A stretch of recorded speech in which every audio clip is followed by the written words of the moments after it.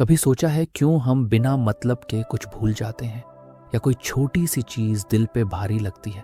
ऐसा क्यों होता है कि हम कोई जरूरी बात याद रखते रखते अचानक भूल जाते हैं, या कभी गलती से वो चीज कह जाते हैं जो दिल के बहुत अंदर दबाई थी? आज हम उस रहस्य को खोलेंगे जो हमारी रोजमर्रा की जिंदगी के सबसे छोटे छोटे लम्हों में छुपा होता है। और यकीन मानो, जब जानोगे तो खुद को थोड़ा और गहराई से समझने लगोगे। हेलो फ्रेंड्स, स्वागत है आपका किताबी मंजिल में, जहां हम सिगमंड फ्रॉइड की किताब साइकोपैथोलॉजी ऑफ एवरीडे लाइफ को एक नए अंदाज में एक्सप्लोर करेंगे, हमारी अपनी लाइफ से जुड़ते हुए। चैप्टर 1, जब बातें जुबान पर आकर फिसलती हैं। कभी तुम्हारे साथ हुआ है कि कोई बहुत जरूरी चीज बोलनी थी, लेकिन अचानक जुबान लड़खड़ा गई या कुछ अजीब सा बोल दिया? जैसे घर पे माँ से कहना था कि पैसे चाहिए, लेकिन गलती से बोल दिया कि पढ़ाई के लिए पैसे नहीं चाहिए। ये जो छोटी छोटी फिसलन होती है ना, फ्रॉइड कहता है कि ये बस गलती नहीं होती, ये हमारे अंदर के दबे हुए इमोशंस की सच्ची कहानी होती है। हमारे दिमाग में इतनी सारी बातें चल रही होती हैं, कुछ हम खुल के कहते हैं, कुछ अंदर दबा के रखते हैं। पर जब दिमाग बहुत ज़्यादा बोझिल हो जाता है, तब ये दबे जज्बात गलती बनकर बाहर आ जाते हैं। सोचो कितना दिलचस्प है ना। हम तो सोचते हैं कि गलती हो गई, लेकिन असल में वो हमारी दिल की अनकही बातें होती हैं जो बिना पूछे बाहर आ जाती हैं। और मज़े की बात यह है कि अगर आप इसको गौर से पकड़ लो तो खुद के अंदर छुपे डर, चाहतें और गुस्से को भी जान सकते हो। अगली बार जब तुम्हारी जुबान फिसले तो डरो मत, समझो कि तुम्हारा दिल कुछ कहने की कोशिश कर रहा है जो शायद तुम खुद से भी छुपा रहे थे। चैप्टर 2, वो छोटी छोटी भूलें जो कुछ बड़ा बताती हैं। अब सोचो, कभी तुमने कोई बहुत जरूरी काम करना था, जैसे किसी दोस्त का बर्थडे था, और तुम भूल गए, जबकि तुमने तो याद भी किया था सुबह उठते ही। या फिर कॉलेज का कोई प्रोजेक्ट था और सब कुछ तय था, फिर भी तुमने डेडलाइन मिस कर दी। फ्रॉइड कहता है कि ऐसी भूलें भी बस लापरवाही नहीं होती। दरअसल हमारा मन कई बार उन चीजों से बचना चाहता है जो हमें अंदर से बोझिल करती हैं। मान लो तुम्हारा दोस्त जिसके बर्थडे को तुम भूल गए, उससे कहीं ना कहीं तुम्हारा मन खट्टा था, या कुछ अनकही बातें थीं जिनसे तुम दूर भाग रहे थे। तो दिमाग ने भी तुम्हारी मदद की और उस बर्थडे को गलती से भुला दिया। और हाँ, ये सब बिल्कुल अनजाने में होता है।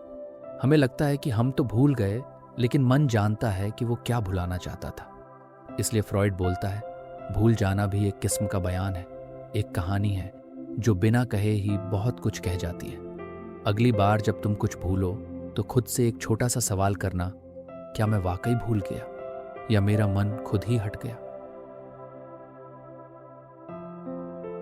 चैप्टर 3, नाम भूल जाना, दिमाग की चालाकी या दिल की साजिश।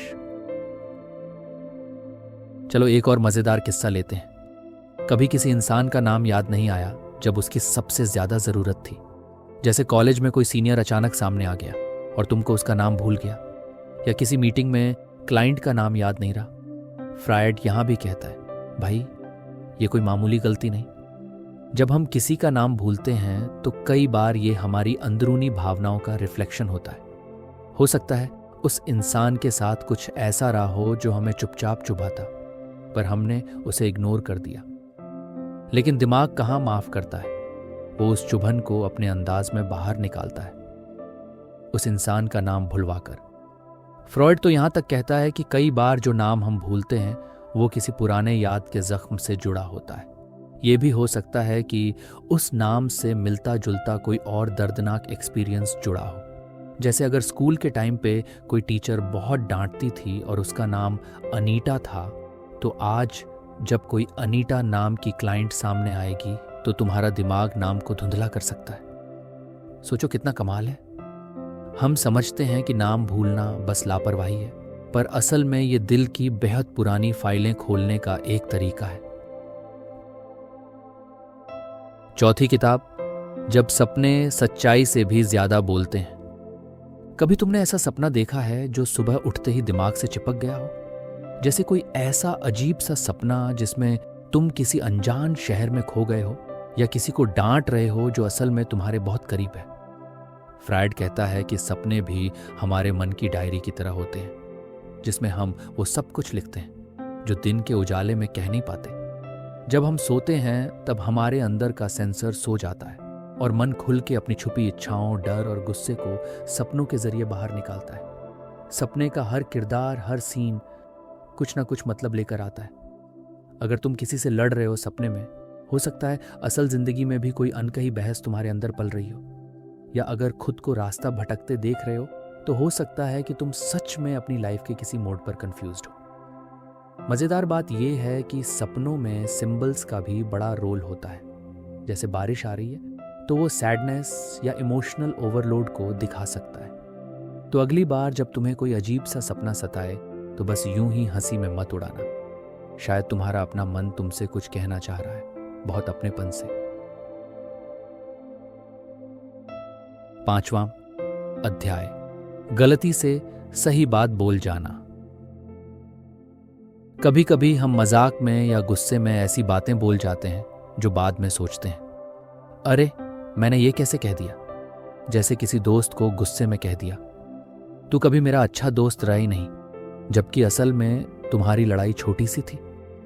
फ्रॉइड कहता है कि ऐसी गलती से निकली बातें असल में कोई गलती नहीं होती। ये हमारे अंदर की सच्चाई होती है जिसे हम दिन भर दबाते रहते हैं।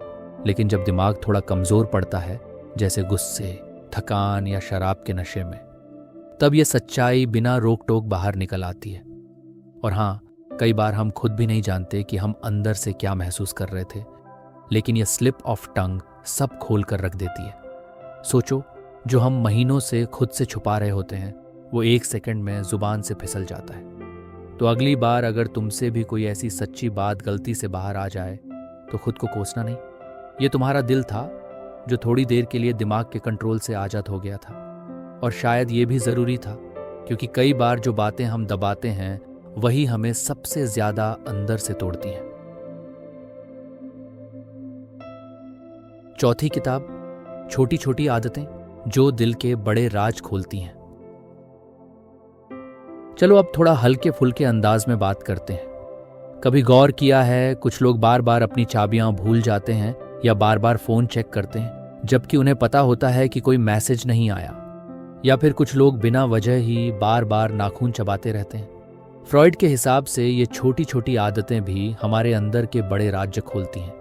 जैसे अगर कोई हर वक्त फोन चेक कर रहा है तो शायद वो कहीं अंदर से अकेलापन महसूस कर रहा है और बिना बोले ये चाह रहा है कि कोई उससे कनेक्ट करे।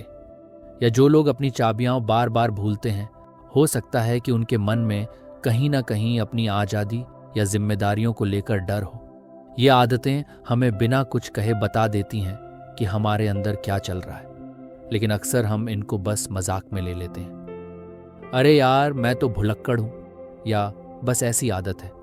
जबकि असल में ये आदतें हमारे दिल की छोटी छोटी चीखें होती हैं जो सुनने के लिए किसी अपने का इंतजार कर रही होती हैं। इसलिए अगली बार जब तुम खुद को या किसी और को बिना वजह कोई आदत दोहराते देखो तो सोचो, शायद वो दिल के किसी कोने से मदद की पुकार है। चैप्टर 7, जब यादें खुद ब खुद बदल जाती हैं। कभी तुमने नोटिस किया है कि एक पुराना किस्सा तुमने कैसे याद रखा है और फिर किसी और से सुनते ही पता चलता है कि असली बात थोड़ी अलग थी। जैसे बचपन में कोई छोटा मोटा झगड़ा हुआ था और तुम्हें लगता रहा कि तुमने जीता था, लेकिन जब दोस्त से बात करो तो वो बोले कि असल में तुम रो पड़े थे। फ्रॉइड कहता है कि हमारी यादें भी पूरी ईमानदार नहीं होती। हमारा दिमाग हमारी यादों को थोड़ा ट्विस्ट कर देता है ताकि हम अपने बारे में अच्छा महसूस कर सकें या दर्दनाक बातों को थोड़ा सॉफ्टन कर लें। असल में यादें भी एक तरह का सर्वाइवल मैकेनिज्म है। अगर कोई हादसा बहुत ज़्यादा तकलीफदेह था तो हमारा दिमाग उसे बदल देता है, या तो भुला देता है या उसमें कुछ ऐसी बातें जोड़ देता है जो हमें कम दर्द दे। और हम सोचते रहते हैं कि जो याद है वही सच है। पर सच ये है कि हमारी यादें भी अक्सर हमारी उम्मीदों, डर और ख्वाहिशों का रंग ले लेती हैं। इसीलिए कभी कभी पुराने दोस्तों से बातें करना ज़रूरी होता है ताकि हम अपनी कहानियों के नए सच जान सकें और शायद खुद को थोड़ा बेहतर समझ सकें। चैप्टर 8, वो फालतू डर जो कहीं से भी आ जाता है। अब बात करते हैं उस डर की जो बिना बुलाए आ धमकता है। जैसे कोई प्रेजेंटेशन देने से पहले घबराहट या किसी नए इंसान से मिलने से पहले बेचैनी। कभी रीजन भी नहीं होता, फिर भी दिल धक धक करने लगता है। फ्रॉइड का कहना है कि ऐसे डर भी कहीं ना कहीं हमारे दिमाग के दबे हुए हिस्सों से आते हैं। बचपन में कोई रिजेक्शन का दर्द या कोई ह्यूमिलिएशन का डर हमारे अंदर बस जाता है, और फिर जब भी कोई सिमिलर सिचुएशन आती है, चाहे हल्की ही क्यों ना हो, हमारा दिमाग उस पुराने जख्म को फिर से जी लेता है। इसलिए कभी कभी छोटी सी बात भी बड़ी टेंशन बन जाती है। सोचो, कितनी सारी फाइट हम अंदर अंदर ही लड़ते रहते हैं, बिना समझे कि असल मुद्दा क्या है। और सबसे बड़ी बात, ये डर रैशनल नहीं होता, इसलिए लॉजिक से लड़ भी नहीं सकते। वो तो बस महसूस होता है, जैसे कोई पुराना भूत जो फिर से सामने आ गया हो। लेकिन अगर हम खुद को थोड़ा समझने की कोशिश करें, अपने डर के पीछे छुपी कहानियों को सुनने लगे, तो शायद हम उस डर को थोड़ा दोस्त बना सके, दुश्मन नहीं। चैप्टर 9, जब ना चाहते हुए भी आदतें पकड़ लेती हैं। अब सोचो, कितनी बार ऐसा हुआ है कि तुमने सोचा, बस आज के बाद से मैं टाइम पर उठूंगा, या आज के बाद से जंक फूड नहीं खाऊंगा, लेकिन फिर भी वही पुराने पैटर्न दोहराते रहे। फ्रायड कहता है कि हम सिर्फ कॉन्शियस लेवल पर नहीं जीते, हमारे डिसीजंस का बड़ा हिस्सा सबकॉन्शियस से आता है। यानी हमारे अंदर कुछ ऐसी प्रोग्रामिंग बैठी होती है जिसे सिर्फ सोच बदल कर नहीं हटाया जा सकता। मान लो, अगर बचपन से तुमने देखा कि तनाव में लोग खाने से कंफर्ट लेते हैं, तो अब जब भी तुम्हें स्ट्रेस होगा, तुम्हारा मन बिना सोचे खाने की तरफ दौड़ेगा। तुम सोचोगे कि ये सिर्फ इच्छा है, लेकिन असल में ये एक पुरानी आदत का असर है। और मज़ेदार बात यह है कि जितना ज़्यादा तुम कॉन्शियस माइंड से लड़ते हो, उतनी ही तेजी से सबकॉन्शियस वापस अपनी पुरानी पटरी पर ले आता है। इसलिए असली बदलाव बाहर से नहीं, अंदर से शुरू होता है। पहले उस जड़ को समझना पड़ता है कि ये आदत क्यों बनी, किस डर या किस जरूरत से निकली। और जब तुम जड़ पकड़ लेते हो, तभी असली हीलिंग शुरू होती है। चैप्टर 10, जब खुद से बातें करना जरूरी हो जाता है। कभी कभी ना, हम दिन भर इतने बिजी हो जाते हैं कि खुद से बात करना ही भूल जाते हैं। मोबाइल, मीटिंग्स, इंस्टाग्राम, काम का प्रेशर, सब कुछ इतना तेज चलता है कि मन की आवाज कहीं पीछे छूट जाती है। लेकिन फ्रॉइड कहता है कि जब भी हम थोड़ी देर चुप होते हैं, जैसे अकेले बैठे होते हैं या रात को सोने से पहले बिस्तर पे लेटते हैं, तो अंदर से कुछ आवाजें आने लगती हैं। कभी गिल्ट, कभी डर, कभी खुशी भी। और यही वो मौके होते हैं जहां से असली अंडरस्टैंडिंग शुरू होती है। खुद से बातें करना कोई वीकनेस नहीं है, ये सबसे ऑथेंटिक कनेक्शन है जो हम बना सकते हैं। जब तुम बिना किसी जजमेंट के अपने मन की सुनते हो, तो कई दबी हुई बातें खुद सामने आ जाती हैं। कोई पुराना रिग्रेट, कोई छुपा सपना या कोई डर जो अब भी तुम्हें रोक रहा है। आज के टाइम में जहां हर कोई बाहर भाग रहा है, खुद के साथ बैठना एक लग्जरी है। पर सच बताऊं, इसी लग्जरी में हमारी सबसे बड़ी ग्रोथ छुपी है। इसलिए कभी कभी सब कुछ छोड़कर बस खुद से 2 बातें कर लिया करो। तुम्हें खुद से ही वो जवाब मिलेंगे जो बाहर पूरी दुनिया ढूंढती फिरती है। चैप्टर 11, जब हीलिंग खुद ब खुद शुरू होती है। अब सोचो, जब हम अपने स्लिप ऑफ टंग, भूलने की आदतें, सपनों के संकेत, छोटे छोटे डर सबको समझने लगते हैं, तो क्या होता है? हीलिंग शुरू हो जाती है, बिना किसी जोर जबरदस्ती के। फ्रॉइड का कहना था कि अवेयरनेस ही पहला इलाज है। जब तुम जान जाते हो कि हाँ, ये जो मैं बार बार करता हूं, इसके पीछे ये रीजन है, तब तुम उसके गुलाम नहीं रह जाते। तुम उसे देख सकते हो, समझ सकते हो और फिर धीरे धीरे छोड़ सकते हो। और सबसे बड़ी बात, खुद को जज किए बिना, क्योंकि हर डर, हर आदत, हर भूल कभी ना कभी तुम्हारी जरूरत रही होगी। उस समय वो तुम्हारी सर्वाइवल स्ट्रैटेजी थी। अब जब तुम बड़े हो गए हो, समझदार हो गए हो, तो उन स्ट्रैटेजीज को प्यार से अलविदा कहना सीख सकते हो। हीलिंग कोई फटाफट वाला प्रोसेस नहीं है, ये रोज का छोटा छोटा प्यार भरा सफर है। और यकीन मानो, जब तुम इस सफर पर निकलते हो, तो जिंदगी पहले से कहीं ज्यादा हल्की, रंगीन और सच्ची लगने लगती है। कंक्लूजन, अब खुद को समझो, बदलो और खिलो। तो दोस्तों, आज हमने सिगमंड फ्राइड की इस कमाल की किताब the psychopathology of everyday life से जाना कि हमारी छोटी छोटी भूलें, फिसलती जुबान, भूली यादें, अजीब आदतें, सबके पीछे एक कहानी है।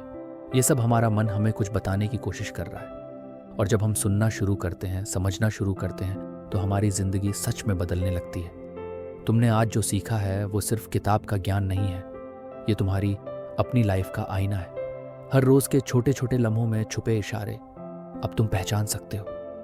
अब एक छोटी सी बात तुमसे, क्या कभी तुम्हारे साथ भी ऐसा हुआ है कि अचानक कोई भूली हुई याद आ गई हो और उसने तुम्हें हिला दिया हो, या कोई गलती से निकला डायलॉग तुम्हारा दिल खोल गया हो? मुझे जरूर बताना कमेंट्स में। मैं तुम सबकी कहानियां पढ़ने के लिए एक्साइटेड हूं। और हाँ, अगर तुम्हें यह सफर अच्छा लगा तो जल्दी से किताबी मंजिल चैनल को सब्सक्राइब करो, क्योंकि यहाँ